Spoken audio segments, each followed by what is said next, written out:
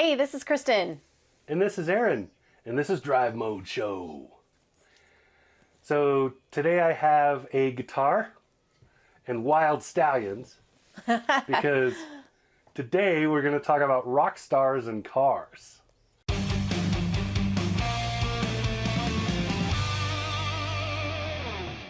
Keep calm and listen to metal.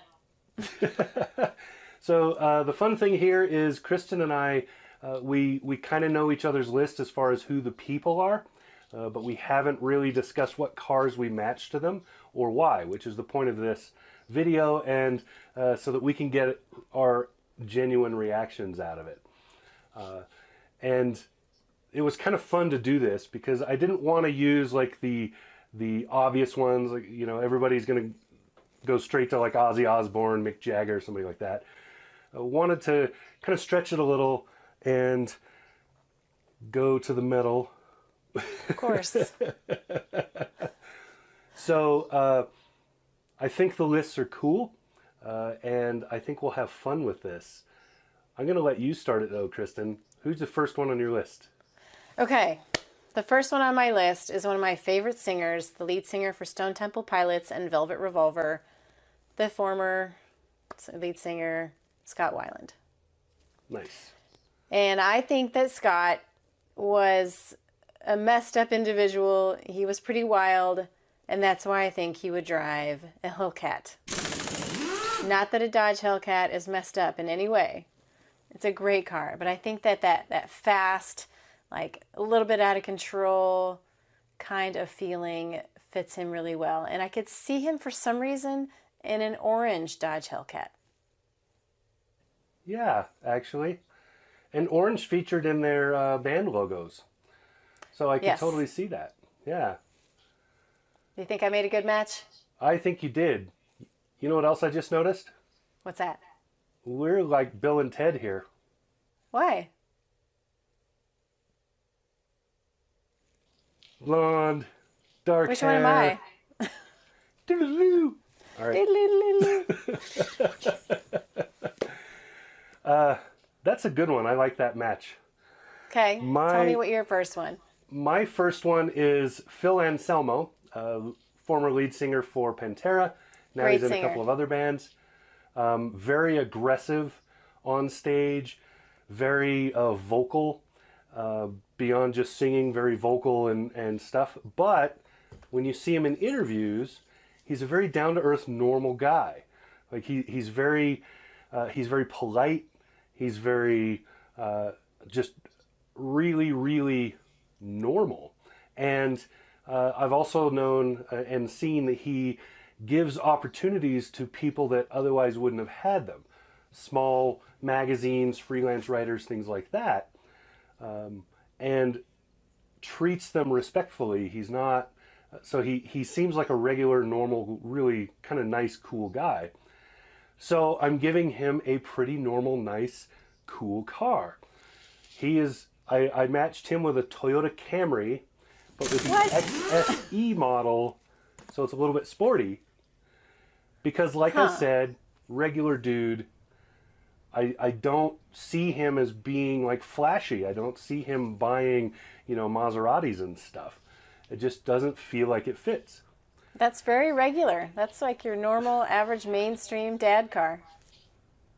That's just how I envision the guy, as a personality that you sit and talk with versus what he's like on stage.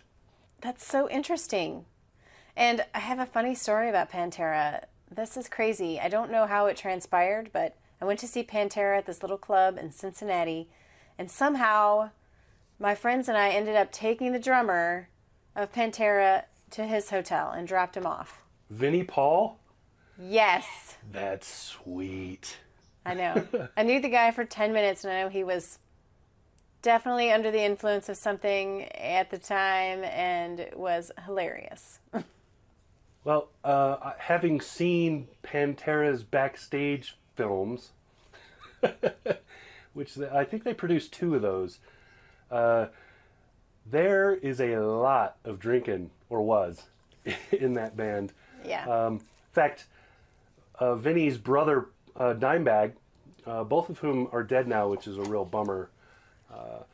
But Dimebag had his own signature drink, and every year on the anniversary of on his birthday, people around the world that are Pantera fans mix this. It's terrible.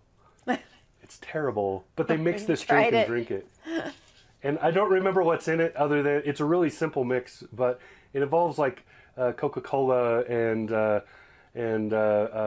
crappy whiskey.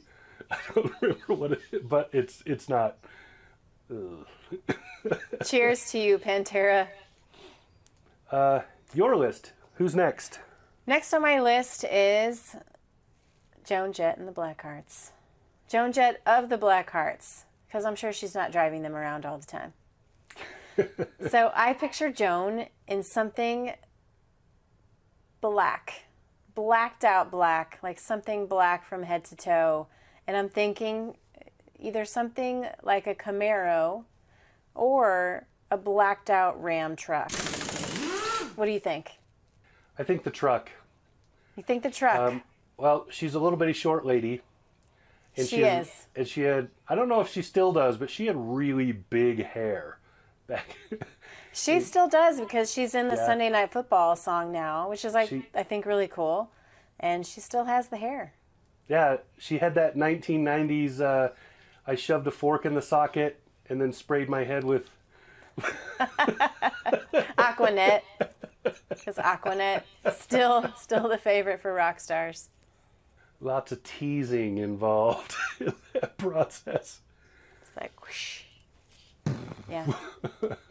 Yeah, she's really soft-spoken too, though. You know, when I met her when I was in college and interviewed her, and she is like up to here on me. She's maybe 5 feet tall, and she's very soft-spoken, and she has this quiet conviction. Like, she knew what she was doing, she knew what she wanted to do, and she's going to drive something that makes a statement, but not a flashy statement. It's going to be a very sleek, subtle statement. And I imagine she would have the Mopar exhaust pack on that truck. A little bit of sound is what I'm thinking. Maybe so. That could fit her. Who's next on your list?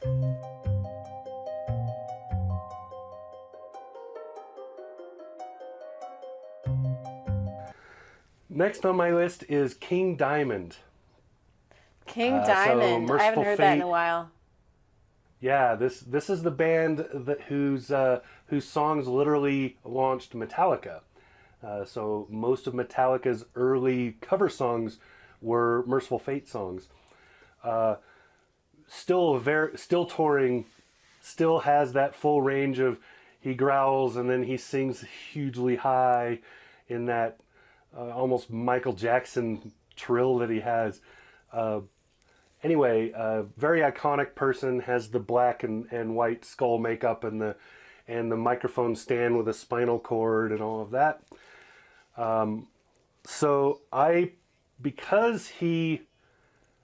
Because he sings at such a high pitch while also fronting a very, very fast-paced band. I mean, this is one of the original thrash speed metal bands. So really fast-paced. I paired him with a Porsche 911 because I think the whine that engine makes.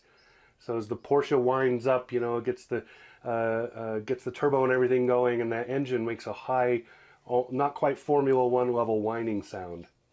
That is a good one. It's a very fast car. So I see him driving that. As soon as you said King Diamond, I started picturing one of my son's toy monster trucks that looks like a witch doctor, like a skeleton, you know, and that's what I pictured him in when you said King Diamond. I remember, I know the name for that truck. I wish I could remember it. I would pair that to like Rob Zombie probably. That would be perfect. A little more fitting, I think. Yep. Oh, like a gravedigger truck, right? So what's next on your list? Next on my list is Dave Grohl. I saw him perform at Austin City Limits a couple of years ago. It was when he'd broken his leg, and he was up on stage on this huge throne that moved around. It was awesome. And so WWDGD, what would Dave Grohl drive? I'm thinking a jacked up Raptor. Okay. Because I think Yeah. he's big and bold, and he wants to make a statement. And I'm picturing him in a big Raptor, in something maybe like a dark blue metallic. Cool. With the black fender flares and let me think. But Probably he an wouldn't. ATV in the back. Yeah, he wouldn't have the tailgate with the steps and stuff on it. No way. He'd have an ATV rack. Yeah. Yeah, I could totally see that. Yep. Yep. That's a good fit. Who's next on yours? Next on my list is Tom Araya, who lead singer for Slayer. He's Chilean, so he's from Chile. Wow. I mean, this dude now he sports like this huge beard, and he looks like he just come out of a shed in the mountains somewhere. But during most of the heyday of Slayer, most of the what people would remember, he was clean shaven and very, very aggressive. Not a lot of singing from this guy, tons of yelling from this guy. That's his style. Yep. And very good on his bass too. So just kind of everything was there. So I paired him with a Dodge Charger, but made out into the Mad Max style. So gunmetal style paint, fake rust spots, extra stuff bolted on for protection. So really, really like just a Mad Max style Dodge Charger, and it has to be a Charger, not a Challenger. And I'm thinking a current level, not 1969, 1970 Charger. I'm thinking the current four-door, because I also see that he would want to pack other stuff in there. He's Chilean, so for all I know, he owns alpacas. But he's also gonna have, his instruments, his stuff, his and his bandmates maybe. So Maybe. I don't know, I'm thinking the Nissan Titan could probably transform a vehicle into something that Mad Max themed, the way they did with all the Star Wars stuff that they did. yeah, well, so right now in Chile, the number one vehicles are actually small trucks. How do you know that? How do you know things like this? You amaze me. So I own the Google. Really? It's something I had to look up for whatever reason. So it's a Chevy and Mitsubishi trucks, and neither one of which are sold here. These are South American trucks, but I see him in an aggressive Dodge Charger, possibly with the Hellcat engine, I'm sure, but maybe just the RT, something like that. Okay. So next on my list is St. Vincent. She's also been here in Austin at Austin City Limits a few times. She's new. She's radical. She's game change. She's really tough. She's really cool and very modern. And I think she would drive a Honda Civic Type R, because those are lions underneath the hood. They move so fast and they're so easy to shift. That's why I love it, and I think she would love it too, because she's not pretentious in any way. She's very real, and I would imagine she would drive something that's going to get her in and out of places fast. The Type R is a real rock star car regardless. Next on my list is Flea, bass player for Red Hot Chili Peppers. I remember him most from the music video where he had the spiral carved into his head. Oh, yeah, and he yeah. did Which this. one? Was that Higher Ground? That's the bass line that pops into my head. I don't remember. Anyway, I matched him with a Volkswagen bus, but with an engine swap. So it's going to have a better engine than the air-cooled, constant breakdown, overheats all the time original. Because why would he? and it would have something, but not something race car, so just something more usable. Okay, like what? And then given his penchant and personality and what I know of his politics outside of, so what he thinks outside of just the band as a person, it's probably a like hydrogen fuel cell, or maybe not battery electric, but possibly something like that.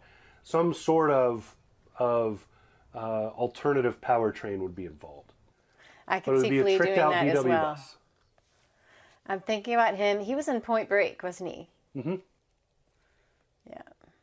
Yeah. That movie is it's so bad. It's so good. Okay, the last one on my list is Gwen Stefani. And Gwen Stefani she's changed a lot over the years. Her music's changed. Her whole persona has changed. But she was really young when she started. Now she's, a couple years younger than me probably. She's got a family and a few kids, but she hasn't lost her edge. Like, she's still got that kind of ska edge she had when she started. And that's why I think she would drive an Aston Martin Superleggera or maybe a Lamborghini Urus, because she's got 3 boys. And so she needs to have room to drive them around. So the Superleggera would be less than ideal for that probably, but they could still fit. But the Lamborghini Urus, I love the way the cabin has that fighter jet look and feel. And I think it would suit her really well. It may be, I know she's with Blake Shelton now, and, he has a jacked up truck, but she'd have something sleeker. I think you just like saying Urus. Urus. I like driving it too. It was really sweet. Yeah. That's all on my list. That's everybody. Do you have any more? I've only got one left. Okay. This is an obscure one. Most people don't know who this is. Doro. She's an English singer, or a German singer, but she lives here in the U.S. And well known inside the hard rock heavy metal circuit. So well known to people that are into it, not so well known other than that. She's been on tour with most of the major names you can name. So she's been on tour with Ronnie James Dio, with Black Sabbath at some point. She's been on tour with a lot like Scorpions, Dokken, all of them, right? Dokken. So, Dokken. I like to say it like that because Dokken. It makes them sound cool, because the rest of I'm not into their music at all. Well, then you can't say rockin' with Dokken. It doesn't work as well. You have to say rockin' with Dokken. Rockin' with Dokken. And this is why we love Erin. Anyway, she's very Joan Jettish in a way, but more. She has a very powerful voice. It has a lot of extension to it. So very powerful voice. So I see her driving she's German, I mentioned that. So I see her driving a BMW 7 Series. So not the executive version, the big muscle version. The one with lots under the hood. So I see her driving that, and I see her really liking it. Well, who wouldn't? Oh, yeah. Anyway, that's it. That's my list. I had to throw at least one on there that would be obscure enough that people would have to Google something. One last question, though, for you, Erin. If you were a rock star, what would you drive? What would I drive? Yeah, sky's the limit. Sky's the limit. 1960s Mercedes Unimog. Really? Yep. Preferably in one that was a former ambulance, so that I could convert it, outfit it, and whatever as an RV. It would be my Overlander / downtown LA monster. That would suit you really well. I'd pull up to Arnold Schwarzenegger and make him feel small. Would you put giant tires on it? They come with that. You have to have them. These things have like, I think it's 20 inches of ground clearance at the axle. So. Wow, that's not messing around. It's a serious overlanding rig. There's a reason European militaries used them for so long. Apparently. I hope you're putting pictures up of that. I'll find some, yeah. Wonderful 4-cylinder and 6-cylinder and some Mercedes diesel engines. Beautiful rigs. I'd want the gun turret on the cab too. Of course you do. What about you? What would you drive? Well, I spent the weekend watching Barrett Jackson, and we record it, and then we kind of play it over time and watch them. And my husband and I, we talk about the different vehicles that we like, and he can't stand the muscle cars. It drives him nuts. I like them all. I love the 50s era vehicles, though, the 40s and 50s. And if I could have anything, it would be a two-tone 57 Chevy Bel Air with a resto mod Bel Air, so it would have a modern engine in it, maybe something like a Honda Performance engine. I love the fins and all that retro fun touch. You know, even the old AM FM radio would be spectacular in it. I'd love it. I would drive it every day with the biggest smile on my face. My dad, when I was a kid, my dad had a 1961 Bel Air. So it was the fins were muted at that point. They'd been folded. Yeah. But beautiful car to drive. My favorite car from that same era is actually Buick Skylark. No, that's not right. So I like the Buick, but it'd be hard to say because I go to a fair number of car shows, and I really like that. I really like the Studebaker. Oh, yes, I love the Studebaker. Yeah, but there's two different Studebakers, so it's kind of a duel there. That's why I can't really name a favorite. So you have the I think once Studebaker was bought out by Packard, they kept making it for a couple more years. But the Hawk is a beautiful car. I also really, really like the Avante. Yes. I think design-wise, I think that is about as perfect as a car can get. There are very few examples of really, really good design that is timeless, and that's one of them. Wonderful car. And Studebaker made really cool trucks too, especially their heavy duties. So it's really hard to pick a favorite like that. You know what I mean? It is. It is hard. There's a great Studebaker museum in South Bend, Indiana, which is close to where I grew up. And my dad and I went last summer and just could spend all day there. Yeah. So it's beautiful. There's a huge Studebaker club in Nebraska, right next to where I am. Oh, awesome. Over in Tim Esterdahl's area up there. And throughout Nebraska, all the way across the state. And there's a big Corvette club where I am.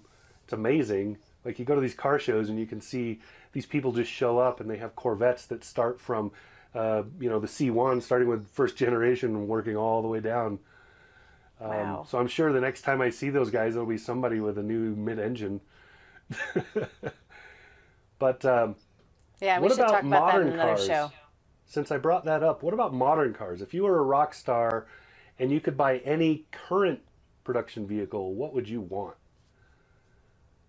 Practicality doesn't matter. So many good choices. I love the Karma. I love it. You know, we talked to that designer, and I just love the thought that they put into the design. So I think it'd be wonderful to drive. I also really love the Aston Martin Superleggera, as I mentioned earlier.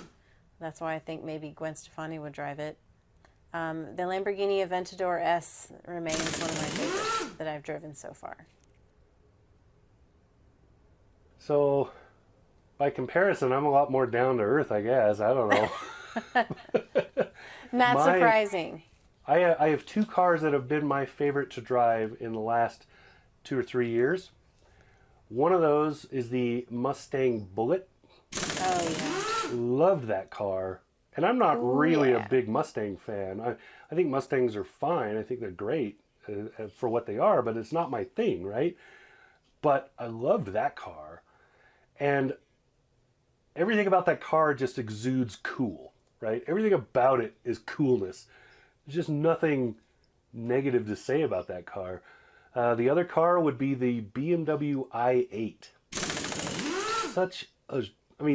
So you take that car and you put it in front of anybody, and they will assume it's a concept prototype for some car show because it's so cool looking. It and is has cool way looking. too many cuts and lines to be a production vehicle. Really cool car, and then just a total blast to drive. I literally put 100 miles a day on that car. Just for fun. I had it for 4 days. I put 401 miles on it. That's awesome. Where did you go? Well, I live where there's a middle of nowhere within 10 minutes of wherever I am. And So you let out the throttle.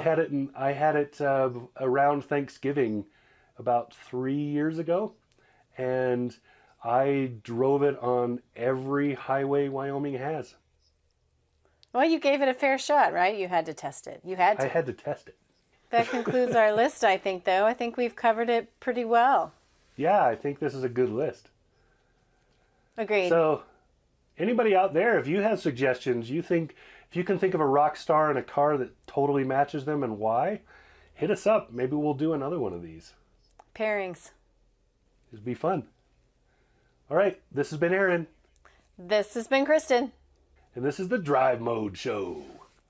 Don't forget to subscribe, and thanks for watching.